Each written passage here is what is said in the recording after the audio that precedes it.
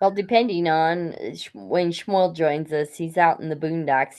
His son is having a sleepover out at Avia Farm out in the Jordan Valley.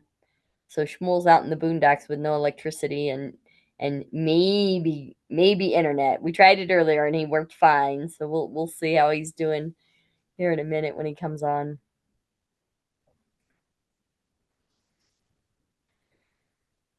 Well, today we have a pretty serious topic. It's hard to believe it's been 20 years since the disengagement from Gush Katif, which was, if you don't remember, the destruction and the dismantlement of 20 Jewish communities that had been built in Gaza area, in the Jewish communities in Gaza, and they were founded. I don't know, Shmuel. Were they founded? Early 70s. I think they started as well. So they Late had been 70s, I want to say. late 70s, maybe. Yeah, when the communities were there. But I think Shmuel and I are just gonna talk, and just he's got definitely a different perspective than I have. I have been in Gush Katif. My first 4 trips to Israel all included a visit down to the communities, and that is how I remember them. Um, Sorry, sometimes I just still haven't processed um, the destruction and the pictures that I've seen. Um, and just, what the decisions that were made 20 years ago to remove every last Jew living in Gaza, um, how that has directly affected us today and what we're dealing with today. I don't know, Shmuel, it's been a pretty sobering week this week, obviously, with Tish B'Av, with the 20-year anniversary of the destruction of Gush Katif, and with some videos that Hamas decided to publicize. So, what are your thoughts? You want to share with us? So, shalom, everyone. Uh, as you can see, I'm not in my normal setting. And the reason is it's because now it's in the middle of August. And in the middle of August, in the middle of the summer vacation for the kids, there's the 3 weeks mourning period from the 17th of Tammuz till Tisha B'Av, which basically enable us to do nothing. We cannot go for trips. We don't go to the beach. We don't go to the swimming pool. We don't go to watch movies. We don't do camps. Anything that kids would do in the 3 weeks in the summer holiday, we basically don't do, and it's a bummer. And the kids know that after Tisha B'Av, which happened this year on Sunday, it's go time. So my kids, my son's friends, decided to come today to the Avia farm. So if you've been with CFOIC, you know that the 7th of October, a friend of mine from our community of Tzufim, and his daughter was murdered in the Nova Festival, and in her memory, he established a farm. This farm in the Jordan Valley is called Avias Farm, and we are actually here in the middle of the desert. So there's no light around me. Sitting in my car, and from the window I can see a tent and like 7 parents and their kids having a barbecue. So I want to start off by saying that I'm going to talk about Gush Katif, but I want to go for a second to zoom in on probably the most crucial element of news that happened in a while, maybe even since the 7th of October.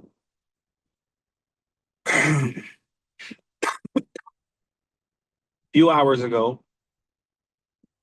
Prime Minister Netanyahu declares that the only way, the only resolution right now, the only solution he sees to the situation is to enforce basically conquering and closing over Gaza, of lack of better words. Now, immediately you ask yourself, wait, what was the difference until now? It looked like we conquered Gaza. It is not true. Right now, the system of war was siege, meaning you cannot go in, you cannot go out. But people indeed lived in some neighborhoods without any person bothering them. It's crazy to imagine that there were neighborhoods in the Gaza Strip that were completely safe. Restaurants work. There was a marketplace. Everything worked normal. And then you go to the south, you go to the north, and then it was like what we see on the news, the war zone and all of it. The idea was that we thought that if the army will block and siege just an area after an area, we will close down the Hamas and eventually we would get our hostages. But they outsmart us, to be honest. They have a very advanced mechanism of tunnels, and our hostages are yet to be found. Meaning, we know where they are generally, but we don't have a way to surprise them and take them back without risking and jeopardizing our hostages. And this is not something the society in Israel is willing to do. So I'm saying this just as an intro to say this. In the last, I want to say a month, there's nothing less than a huge campaign around the world. I'm going to call it, but you understand what I mean? It's called the starvation campaign. Awful photos are being publicized literally in every news around the world with awful photos. And to be honest, if you saw Pierce Morgan's interview with Daniela Weiss, the settler, the famous settler, he asked her about the videos and the photos we see. And she says, nah, I don't know. I don't care. I don't mind. It's a really hard answer. It's not true. We do care. We do mind. It's heartbreaking. But this is the reality that I'm going to say now. It happens not because of Israel. It happens because the food distribution is being controlled by the Hamas. Israel is in the process and has been already moving and shipping hundreds of containers inside Gaza with tons of food. And the world just avoids seeing it and only sees the starvation when really the reality is that they hold their food and they use it as a mechanism of terror. If you don't draft for us, if you don't participate with us, if you don't help us, we will not going to put you on the list of people who are getting food. And the awful images are awful, but I'm telling you, they are playing with us. And how do we know? Because while you see starving kids, which is again awful, you see terrorists that are being caught, or the people who are with the hostages, and they don't seem to be starving. They seem to be quite okay. Now, I'm not going to say that there's no problems in Gaza and everything is perfect. But I want to remind us the situation of where it all started, what they're holding in their hand, and what is the situation. And if it's not something you remember, I hope you remember the video that was published 2 days ago with Eviatar. You want to see a starved adult? You see a person that is being kidnapped for 2 years and sits there in the tunnels. That's the situation. Every person in the world saw this video, saw and couldn't stay, I would say, relaxed after watching it. Sorry, I'm dealing here with the lights. Uh, You look fine, Shmuel. We can see you, no problem. okay, definitely. There's like, can you mute yourself? It looks like I'm a scary witch. Not good. Not good. Don't say it's good. It's not good. Wait, wait, wait. Give me a second here. Give me a second. You're under a spotlight. That's fine. Okay, okay. Now Perfect. I look like a deer caught in the flashlights before you know what's gonna happen. So 2 days ago, the awful videos we saw of Aviatar shook us. And I'll tell you, Kim, we talked like an hour ago, and she said that every human being who saw that video was shocked. And I want to go to that moment and to realize that we see all of this happening in front of our eyes. That's what happens in the philosophy of the Jewish people and Israelis. You know what happens? We saw him sitting in that cage in the tunnels, and we see a human skeleton, and immediately we go back to the Holocaust. We don't think, like, nobody needs to tell us that, but you see a Jewish person starving, looking the way he looked, it goes back into the Holocaust, and there's no way to avoid it. Now, this is where it gets tricky. I hope you're following my line of thoughts. The Holocaust was the single worst event that happened probably in history to eh, any society, any tribe. We were there hopeless, stood there, sent to death, couldn't do nothing. We've developed a system around many years. It's called the Jewish state, the state of Israel. We have an army. We have life. We can control ourselves. And then a decision is being made 20 years ago with a prime minister who, in his own will, gave the Gaza Strip back to the Hamas hands. What Kim was so emotional in the beginning was the fact that we did it to ourselves. You cannot blame anybody else. It was us. We willingly. We took the land, we took the people, we threw them from their home, and we hope that our future is going to be handled well in the end of the Hamas. In a very simple history lesson, everybody understand that what happened there was us willingly giving Gaza to the people. Immediately they voted Hamas, and since then, everything you see happened. You know why they can avoid being caught and they run from a tunnel to a tunnel? Because they had 20 years, okay, let's say minus 18 years to develop it. They had all the time, all the energy, and all the incentive. They had the money being sponsored from around the world.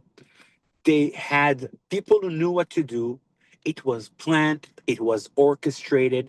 Everything there from the beginning till the end was a machine of evil, a mechanism of evil that wanted them to be exactly in this spot. And what is this spot? The spot is, and I'm saying it, but it's hard for me to say it. The spot is that our hearts are being broken, again and again with every image and every video that's being released.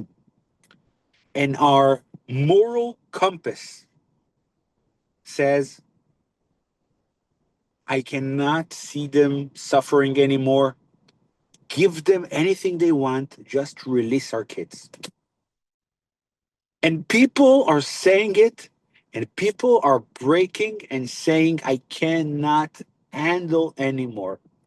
And now I am not the prime minister, I'm not a member of the parliament, I'm not a member of the cabinet, but we all understand this. If indeed Israel will fold the war and give it to Hamas to win and to finish, just a second, my son. שמעני, באמצע זום, לא. לא, תודה. He just came to ask me, it was Hebrew, but he asked me, do you want steak from the barbecue? My son. I was saying that the emotions, the roller coaster of emotions, the videos, the images, everything is going through is going to be into a point that Israelis almost are breaking. And if they will break eventually, Hamas can declare, we got the secret ingredient to finish and win wars with Israel. It takes hostages. One thing, take their people, they will break. It's going to take a year or two. They can finish, they can kill all of our leadership. They can do whatever they want, destroy everything. And yet, in the end of the day, we will fold and we will tell them, okay, listen, we need our kids, so take whatever you want. I don't know exactly what it is. I don't know what they want, but I know that you don't need to hear it from me or from my government. The U.S. says they don't want a deal. We offer them everything. Qatar says we offer them everything. In the last circle of events, Qatar said their answer is a joke. We cannot really manage it. Like how can we handle a situation where the world and every person involved says they don't want to deal? It's almost that they're pushing us. And we would break already. We would give them anything they want. But thank God they're still pushing us, and we might as well finish it. How would it look? I don't know. But I can tell you that right now, the chief of staff, there's a tendency here to question the ability to really, what does it mean to conquer Gaza? What does it mean? Maybe it's all master of disguise again, with Trump and Netanyahu again boiling together and scheming together and saying, Netanyahu says, yes, I'm going to go all in. Trump is going to offer a deal and it will, close it. They did it with Iran. We know that everything Bibi does, it's with complete cooperation with Donald Trump. But I want to go back again to what happened 20 years ago. And this is, I think, where it's even extra painful. So I want to start to share with my story. I remember the day they already considered doing this thing. You can Google it later. It was December 18. I remember it because it was my birthday. And in my birthday, I remember Prime Minister Sharon, Ariel Sharon stood there, and remember he was one of the pioneers in building Judea and Samaria. He was a top right-wing leader, and he talked about the disengagement from Gaza. And from that moment, every person in Israel, with a bit of sense of his mind, understood what we're saying right now. It was a book that was already written. Everybody said the same. Hamas is going to take over. They will throw missiles everywhere. We won't have a bit of quiet. They will do everything possible to penetrate Israel. It was a well-written scenario, and we went to the streets. Now, we had one problem, though. I had a problem. I was a soldier at that time. And according to the law, you don't demonstrate as a soldier. So while I wasn't demonstrating as a soldier, I had one privilege. On the last Shabbat, on the last weekend before the destruction of Gush Katif, I was privileged to go there. Now, just to give you this notion, I was in a unit that was part of evacuating people in the northern part of Samaria. If you remember, there was an area in Gush Katif and also a couple of communities in the northern part of Samaria were evacuated. My unit went to the northern of Samaria. Now, again, at that time, I was younger. I wasn't that involved, but I remember my instincts said to me, "You cannot participate in it. You cannot evacuate your own brothers and sisters. It's not that you don't want. It's not doesn't come from here. It comes from here. It's just something you cannot do." So I went to my commander and I told him, "Listen, I'm the only person who probably comes with this request, but I'm asking you, I'm begging you, don't put me in a situation that you send me off to participate in this crime." He looked at me saying, "A crime? Like, what do you mean? Like, that's what the army said." I said, "Yes, today you don't see it as a crime. One day you will get it. Anyway, do me a favor. Don't send me to this. Because I can tell you this, I won't be able to do what you're going to ask me to do. There's no chance. I'm not going to carry my brothers and sisters out of their home. I'm just going to collapse." So thank God he said, "You know what? So you can stay here and you're going to guard on the unit." So it was the last Shabbat, last weekend. We took advantage of the fact that we had uniforms, and we just went to Gaza.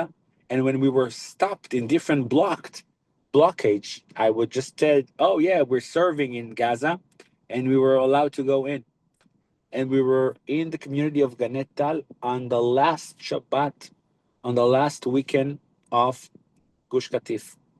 The person who established it, it probably one of the secretaries just took the date, and she never checked the Hebrew calendar to see it was Tisha B'Av, the day of the destruction of the temple. It's not a coincidence. And I shared this in this week portion that we sat on the floor and we read Lamentations and we really cried over the destruction of Gush Katif. And the destruction was also extra painful to me because of a personal friend that lost his home. You know what? Actually, let me share a photo with you. See me 20 years ago. Just a second.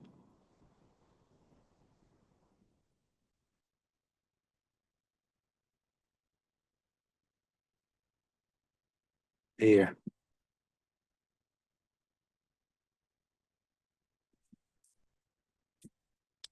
There you go. This is me 20 years ago. Yes, yes. Can you see him? I can't see your face, but just somebody can say yes. Kim, can you see the photo?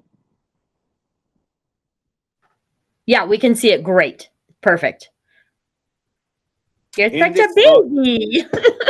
in this photo, it's me and my friend Modi, and you can see what I hold in my hand. One of those missile Katyusha that were thrown at that time. That was the problem. A lot of those small missiles brought Gush Katif to a fall. And after that, they were able to develop a war zone. I remember after Gush Katif happened, I was broken into pieces. And I will share another story that a couple of months later I called one of my friends, friends from high school. We haven't spoken for a while, and I asked him how was it for you?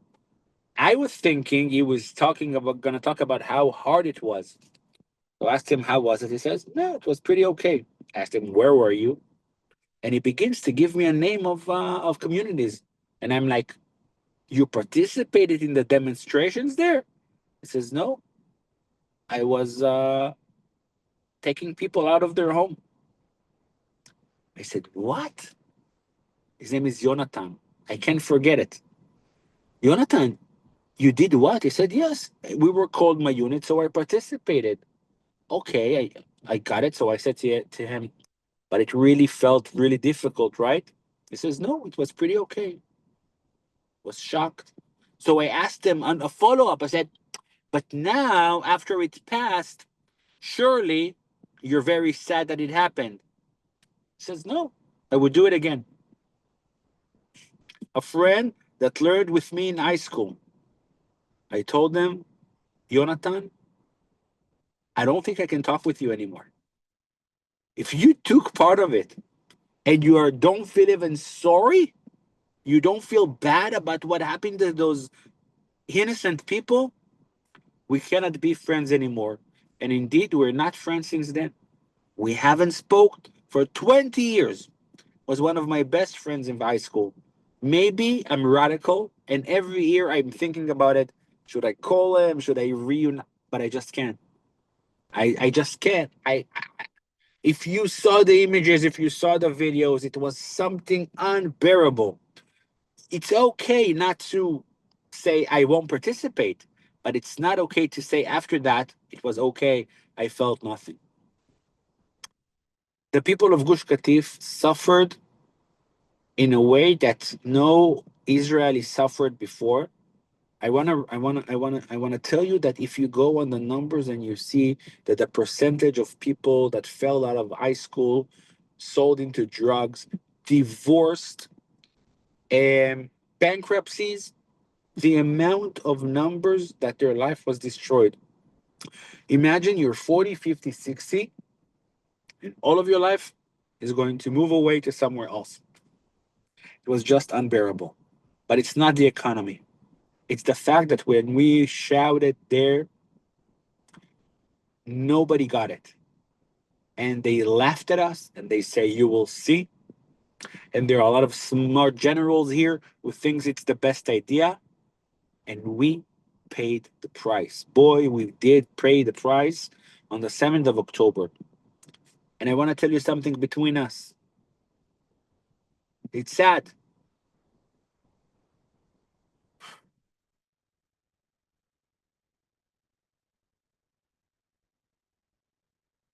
The day the buses of Gush Katif were out of the Gush, on the borders, on the envelopes communities, on the kibbutzim, there were people with sign saying something like goodbye, see you later, or see you never.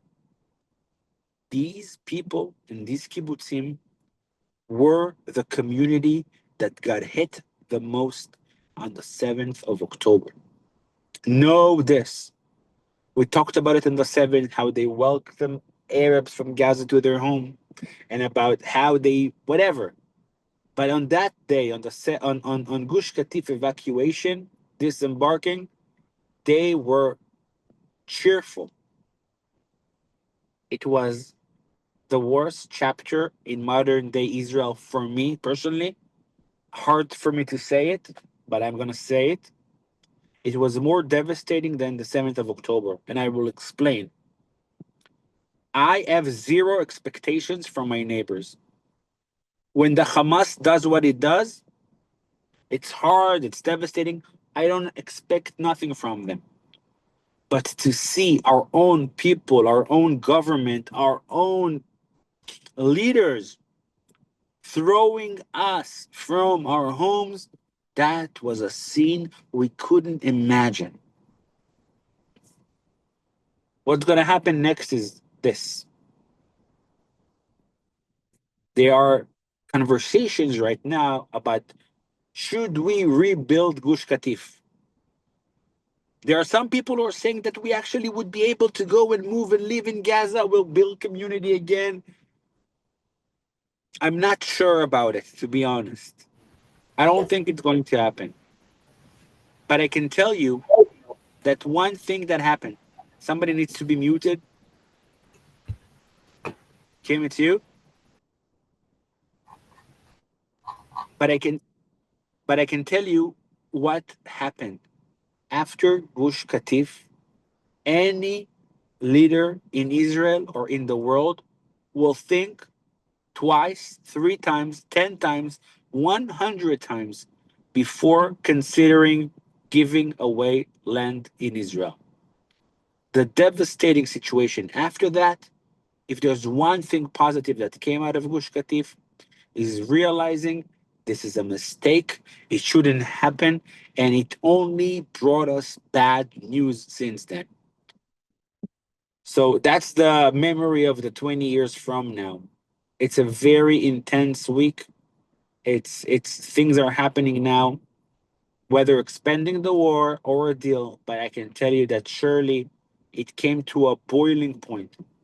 A lot of Israelis are really concerned from anti-Semitism and a lot of Jewish and Israel hatred around the world.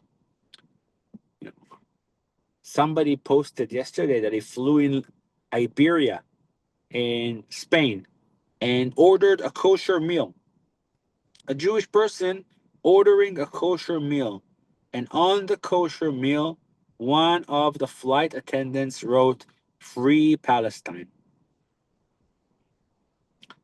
That's the extent of what Israelis and Jewish people are feeling and are experiencing these days.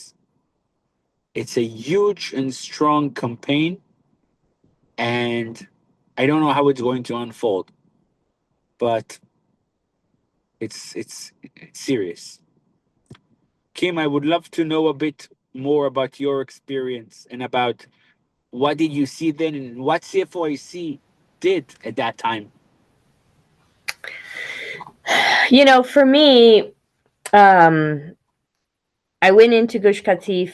My first 3 trips were 1999, 2000, no, 98, 99, 2000, and 2023. And I went in and visited, I think 3 times I went into Netzarim.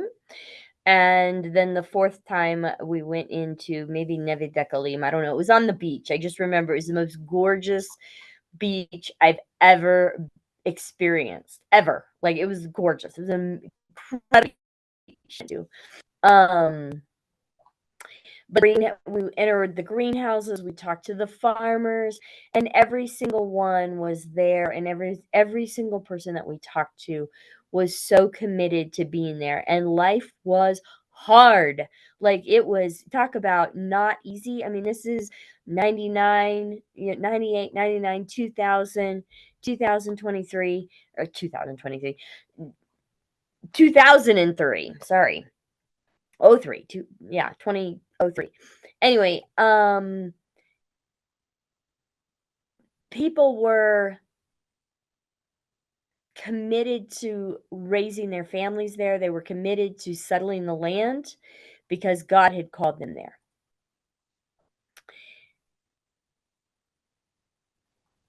And it wasn't, like Shmuel said, it wasn't about economics. It wasn't about great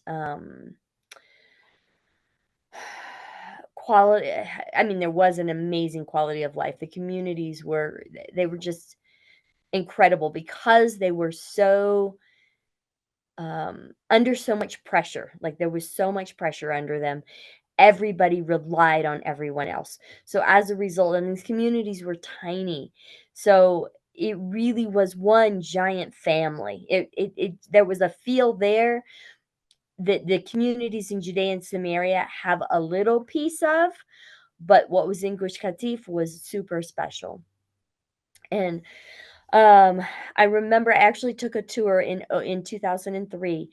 It was my very first tour that I led to Israel, and I took a group. There were 10 of us that went in to visit Gush Katif and visited the communities. And Margie's on the thing today, and Margie was there. She was living in Jerusalem, and I said, Margie, you got to go with us. You got to get on the bus, and we're gonna go down to Gush Katif. And she wanted to go so bad, and her husband, he said no. He said, "It's too dangerous. You can't get on the bus. You can't go to Gush Katif." And so Margie didn't get to go with us that day because at the end of the day, she said, "No, I have to listen to my husband. I can't go without his blessing, and he just is not okay with this." Um, anyway, uh, so I came home from that trip in 2003, and I think for me, up until the very last day, like my first daughter was born in May of '05. So by August of '05, I had a newborn, and like I just I kept saying to myself, this isn't going to happen. This isn't going to happen. We see where we know who we're dealing with. And at that point in time, we were dealing with the Palestinian Authority. Like they're the good guys now. So, like but we knew that the destruction of pulling the Jews out of Gaza, out of Gush Katif, we knew that nothing good would come of it. And so I think for me personally, I just kept saying the Israeli government has got to see what is so crystal clear. Like all you have to do is go down there, drive into these communities, and you cannot but help to see how vitally important it is that we stay in Gush Katif, and literally sand dunes, like ocean sand dunes, are blossoming. Like they are producing vegetables and flowers, and this is literally prophecy fulfilled. Like you can sit here and walk in this greenhouse, and how can you not say that God is in the land and that God has placed the Jewish people here? There just wasn't any way around that. And so I just could not fathom that the leadership of Israel would not see what I could see. And so as we sat there and watched the video, and watched the bulldozers begin to take down the houses, and watched the buses and the people,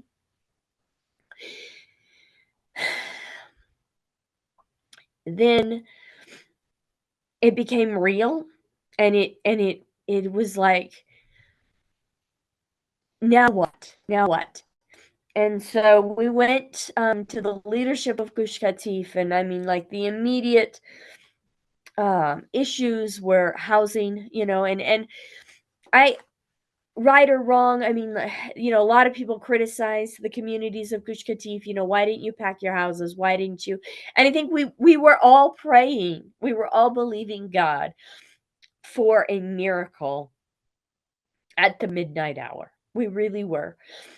In addition, people just personally could not, they it was their way to demonstrate. It was their way to make a statement of, we are not leaving voluntarily. So, right or wrong, people immediately had nothing, and they got packed into hotels. They slept on the street, and part of that was to make the statement to the Israeli government of, now what? Now what do we do with this? And I can thank God.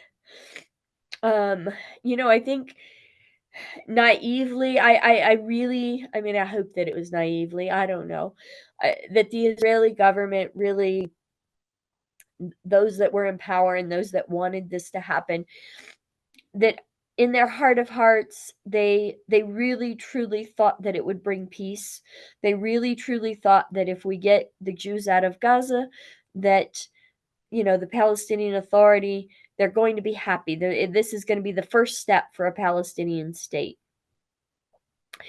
And and that the Jews that have been displaced, they're going to bounce back on their feet, and they're going to disperse, and they're just going to find their way, and everything's just going to be hunky dory, and the world will love us.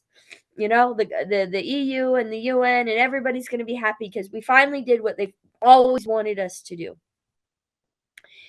I can say with certainty that Christians stepped up and met a need that was unlike any other.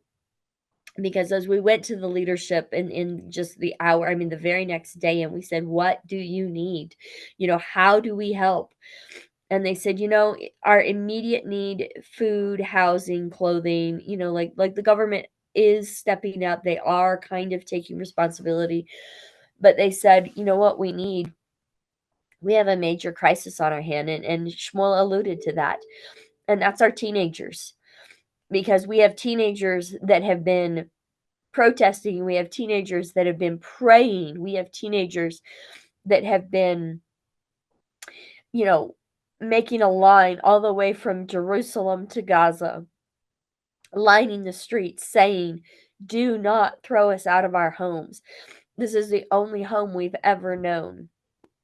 And this is our farm, this is our inheritance. This is our whole life." And when they it was a betrayal. It was a betrayal by their government. It was a betrayal of their faith. They felt betrayed by their parents. Like, who do you trust? And at those young ages, they really did have a major, major life crisis. So we were able to provide counseling and really get them some help in some small way, just to begin to process what had happened and where do we go from here.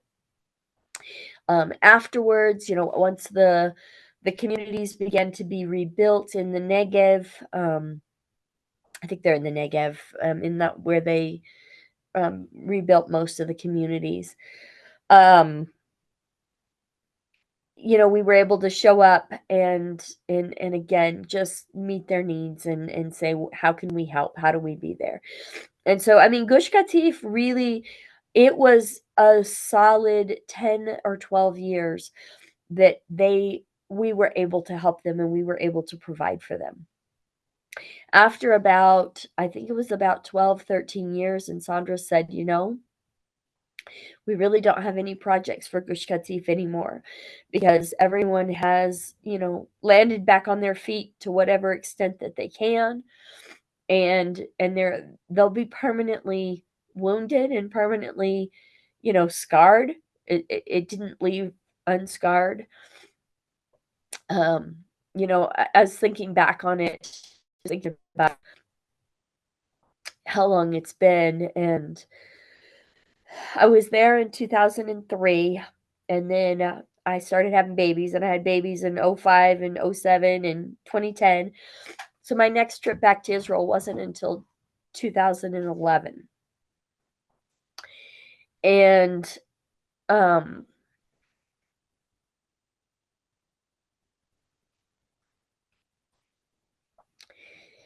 at that point in time, it had been 6 years since the communities had been destroyed. And people were mostly back on their feet and mostly back. And I remember Sandra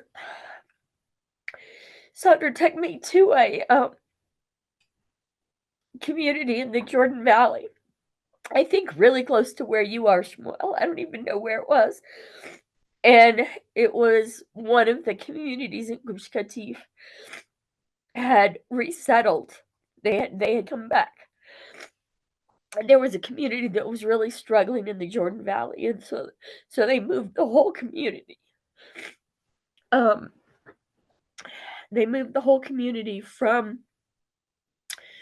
Gush Katif into this community that was kind of dying in the Jordan Valley. And I'm sitting there in this guy's living room, and he's saying, "Hey, we're doing okay. We're planting olive trees.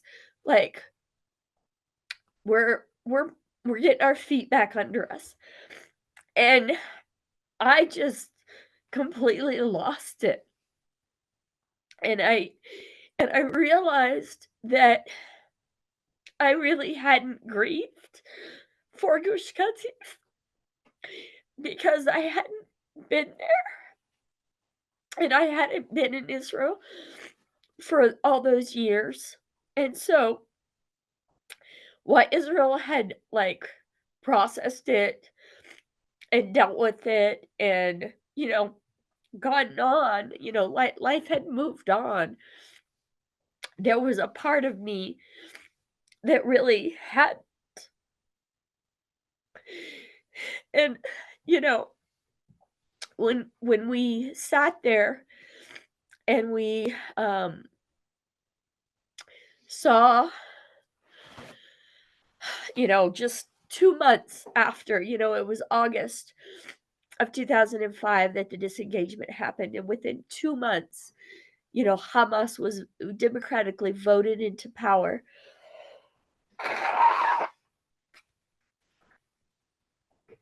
We knew. I mean, that was, we thought that was our worst nightmare, honestly. We absolutely knew that that was did not bode well for Israel, but we had known that from the beginning.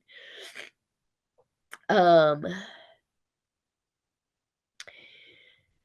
you know, Now today, whenever we take trips to Israel, was always an important part of our trip that we would go down and we would make a stop. There's a museum for Gush Katif and the Jewish communities that were there.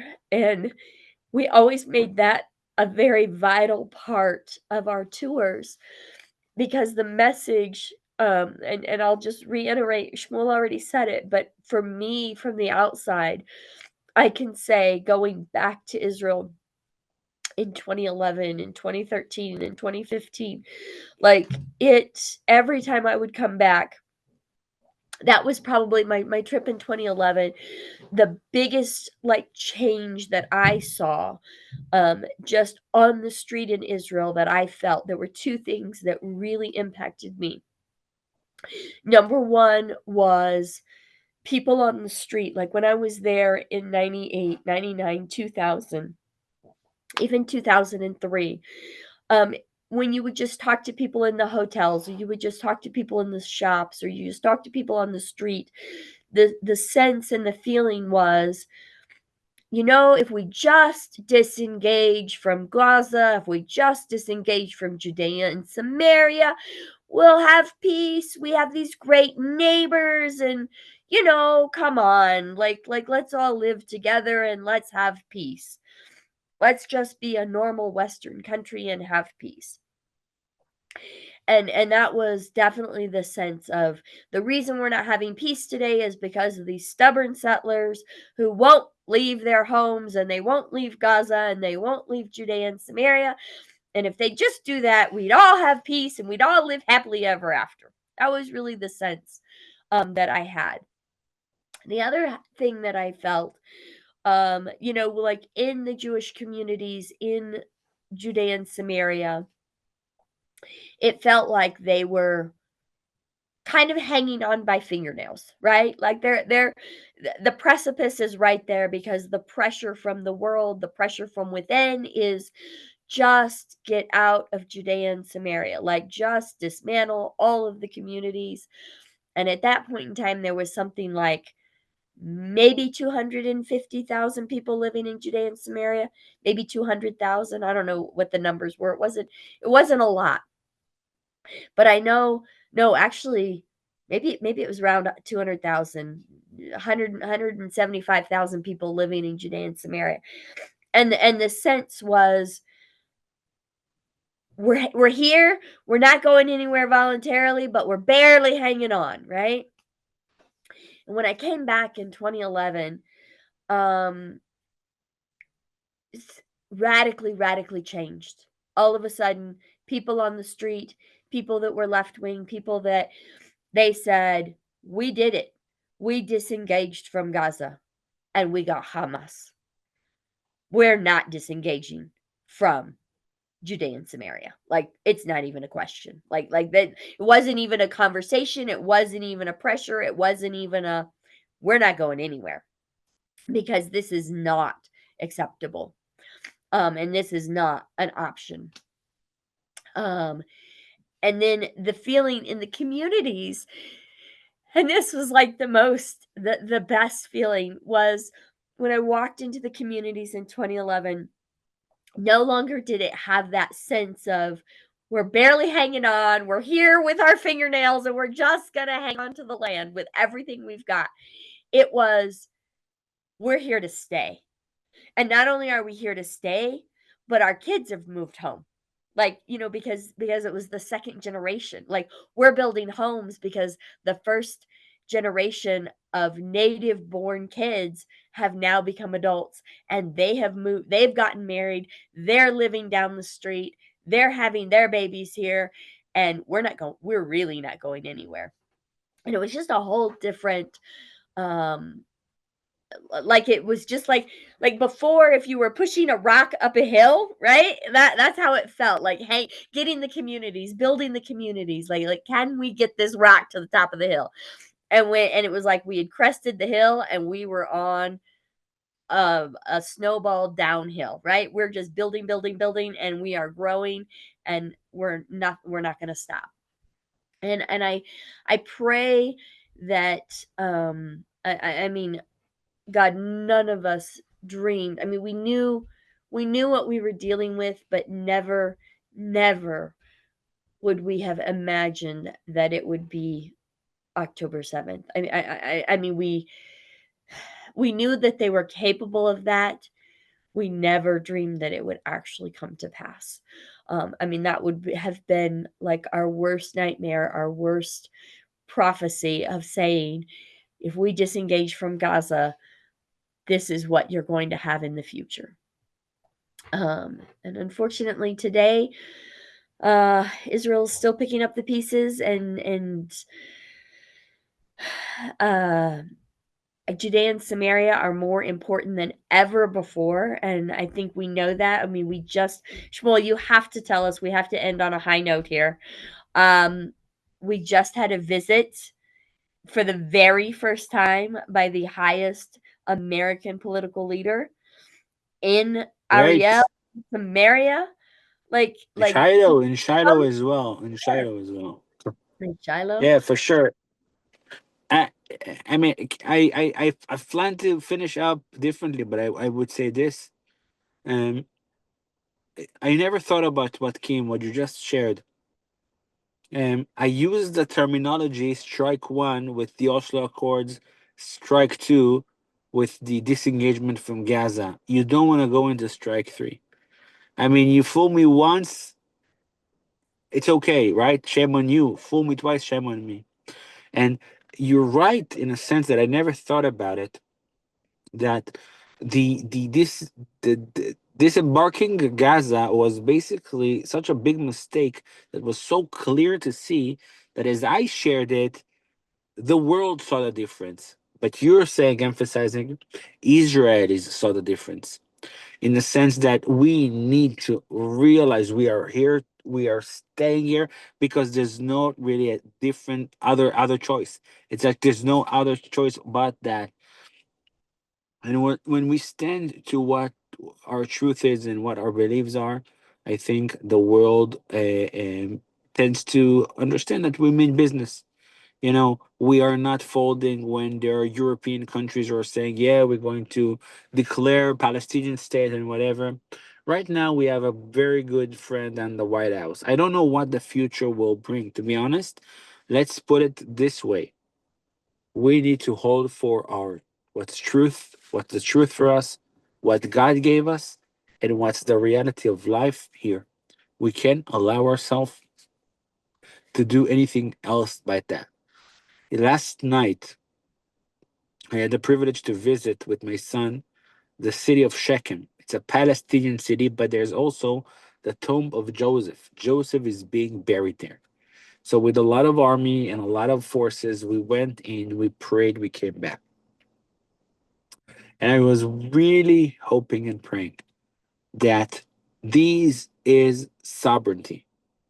This is sovereignty on the land, and I think this is the big next move is to stand and declare this is our homeland, this is us, this is we're not afraid and we're not ashamed, and you can do whatever you want, but we're standing strong in our land. The the Gaza disembark was only a reminder of the bad things that happen when we do things differently. So we hope that things are going to be stronger on our end, and we will stand strong and continue. If indeed Netanyahu will decide to go all in with Gaza, it means business. It means that for the first time in a long time, Israel means serious about doing something to protect our home, our land, our nation. Such a small place, so many stories. This is God's land. No other choice, no other options. Katie's got the t-shirts ready. And I wanted Katie or you to share about the trip. Tell us what's the plan, when, where. I'm like, it's we need to push more. More people need to come. Absolutely. Yes, we are bringing God willing, right now I've had several people call me and say, what's it like in Israel? And hey, since Iran, it's been pretty quiet. Yes, Shmuel? When Israel shows themselves strong, guess what? The bullies back down. So right now I feel like the best one of the best times to come to Israel. And Israel needs us now more than ever before. So we do have a tour coming in October. What are the dates? October 18th through 27th. October 19th through the 27th. And Katie just sent it out on there. But, if you've got someone that's saying, man, I really feel like I need to come to Israel. And these, obviously, a lot has changed in the last couple of years. And Israel, it's not the traditional typical tour, but we do a lot more volunteering and a lot more solidarity and just connecting with people and just saying, bringing them um, a message of hope and a message of we are with you, we are standing with you, you are not abandoned. And don't listen to the headlines, don't listen to the media, don't listen to what the UN and the EU are saying, that there are hundreds of thousands of Christians that believe, that read their Bible every day, and they believe what it says. And they believe that the land of Israel belongs to the Jewish people. I mean, just this week or last week, I had a newspaper or a magazine call me and they wanted to do an interview, and I didn't really want to do it.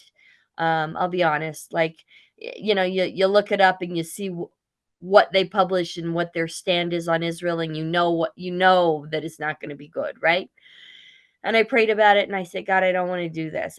Can I just bow out and just take the the coward's way out and say no thanks?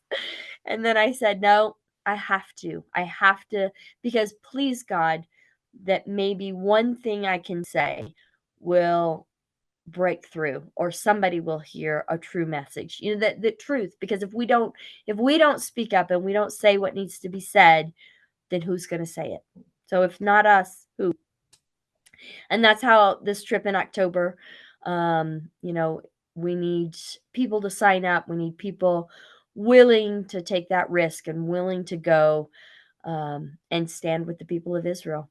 So if you're interested, definitely give us a call. If you know others that are thinking about coming to Israel, wanting to come to Israel, it's going to be a small group, and we're just going to go places that the big groups can't go, and we're going to see things that most tourists don't get to see. So that's always been our specialty, is getting you behind the scenes.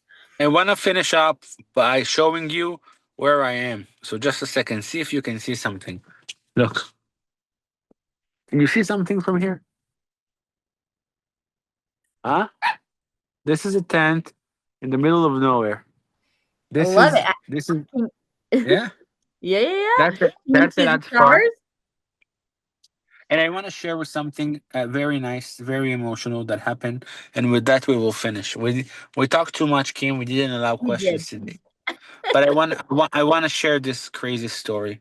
So my friend Elad, as I said, lost his daughter in the Nova farm on the Nova festival. Opened the farm, opened the hilltop, everything in her memory. And was it? I want to say 2 3 months ago there was supposed to be a summit and I Mm. wanted him to join me in Dallas for a summit. The Israeli Guys Summit, if you heard of, was canceled. And on the last minute decision, he decided to travel to Los Angeles anyway. I hooked him up with a couple of friends, with a couple of people that I know there, and he went for lunch with on Shabbat with the in the rabbi's home. And things continued. He had some people donating to him, supporting him. Never mind, everything continued. It was yesterday. I received a Facebook message. And hi, Shmuel, are you connected to Elad from Avia's farm? And I'm like, yes. Like, what's the story? He says, I had a Shabbat meal with him in Los Angeles. Now, because it's Shabbat, they didn't carry any business, any phone, anything. So I didn't know how to reach him. So I Googled Avia and Elad, and I got to CFOIC, and I got to your number, to your name. I searched you up, and I wanted to leave you this message because there's something I want to tell Elad. I just had a baby, and I've Oh, decided to call her second name under her name Avia, just like Elad's daughter. Now, I told them immediately, I called the father and the mother, and of course, you can imagine the feelings and the emotions. She was 22 years old. She didn't die in an heroic session. She was one of 700 others in the Nova Party only, but somebody was touched by her and her story, and somebody is being called in Los Angeles over her name. It means the world to the parents. I'm saying it because what Kim said here is the most important thing. The truth is this, unfortunately, you come to Israel for Israel, not for yourself.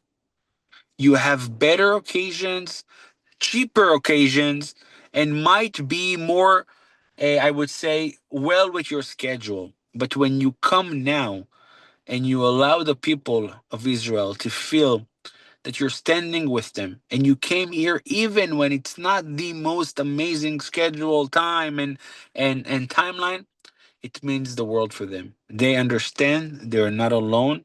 They understand that somebody is standing with them. So, Kim, I'm not going to say if you know somebody. If you are here on this Zoom and you want to join for a lifetime experience and a journey in Judea and Samaria and in Israel, you know where to go. I've never pushed this, but sitting here in this farm, seeing the way Elad lives, knowing that you can come and volunteer here in person, and I see our friend Pam who's coming soon from Australia. That's something that you owe to yourself, and it's something that means the world for us in Israel. And with that, we will finish and we'll say good night. Can I just say something? for sure. Um, I've been ill. Since we were praying, a group from the States, I'm from Jamaica, I'm a Jamaican Canadian. But a group from the States was praying for Israel for 3 times a week. But ever since the war, we've been praying every day. Every day. We pray from 6 to 7, Monday to Friday, and on the weekend we pray 7 to 8. So we are standing with Israel, and I have been giving to Israel for 10 years now through the Jewish Fellowship. So I got an email. So that is how I'm on this meeting. So we are standing with Israel. We are praying every day, actually calling the hostages by name. Somebody has some name, and we've been just been praying. So we want to let you know to take courage. We are praying, and we believe in that God is doing exactly what He said. Because my scripture for Israel is Amos 9:13 and 15, that He plants you guys on the land and shall never be plucked out. Amen. So I am standing on that scripture for Israel. So God bless, and it was good to be here. Thank you so Thank much. you. Thank you for your Thank you. prayers. Thank you. You're welcome. Anyone else? Any comments, questions? Thank you guys. You guys hung with us for a whole hour. I should have known. Oh, Shmuel, what a it's an emotional time. I never heard you, Kim, speaking so much. It was on your heart, and thank you for sharing. It was very powerful. You're It welcome. really was. Too many memories. Okay, guys, we'll say Bye-bye. goodnight then. Lala Tov, go have your steak. No, it's Okay, already good cold. night. Now I'm going to sleep on the dirt. It's good.